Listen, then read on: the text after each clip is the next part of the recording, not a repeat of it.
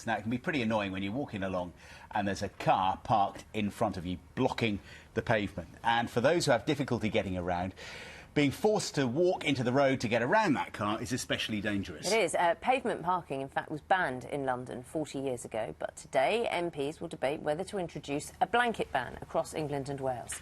Breakfast Tim Muffet has been to meet one woman whose daily life is blighted by cars blocking her path. Having a guide dog has transformed Becky's life.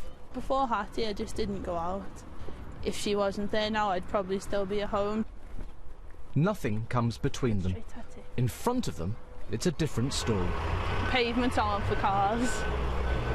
They're for people to use. They're always taught to find the safest way, and getting around a car, if there's no space for them to get through, then the safest way is in the middle of the road. It is frustrating because you've got all this independence with your dog, and then you're going out and you've got to be in the middle of the road. In Walton, near Liverpool, like many places, on most roads, pavement parking is legal. Often there is enough room to walk past. Often there isn't. You've got cars coming around here. Yeah. This van is completely blocking the pavement, and Hattie has to make a decision. She's got to make the decision of what's going to be the safest for us to get through. How frustrating is it when you get a situation like this? You can panic and it might just put you off going out again. Whether or not you're allowed to park on a pavement depends on where you live. Across Greater London, pavement parking has been illegal since 1974. But elsewhere, the situation varies. Local authorities can introduce a ban on specific roads, but they don't have to. The policies differ from one place to the next. A private member's bill will be debated in Parliament today. It's proposing a blanket ban on pavement parking across England and Wales. It's backed by the charity Guide Dogs, as well as Living Streets, which campaigns on behalf of all pedestrians. I don't think people are doing it deliberately and maliciously most of the time, but I do think it's a bit thoughtless, and I think it's a problem that arises from the lack of clarity in the law.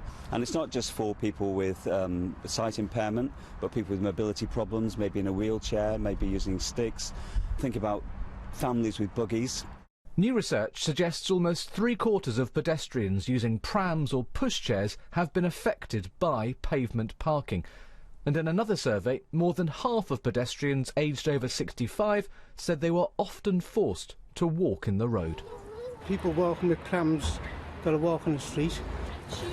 It's been like this for years, really. So you might park on a pavement because you have to and there's nowhere else to. Out of necessity. It's as simple as that. Most people have got more than one car in their family now, haven't they? So the more cars that are going to be on the road, that's going to outstrip, obviously, the amount of parking spaces that we've got. When London's pavement parking ban was introduced in the 70s, it was accompanied by this advert. 40 years on, many believe the same rules should apply beyond the capital. Tim Muffet, BBC News.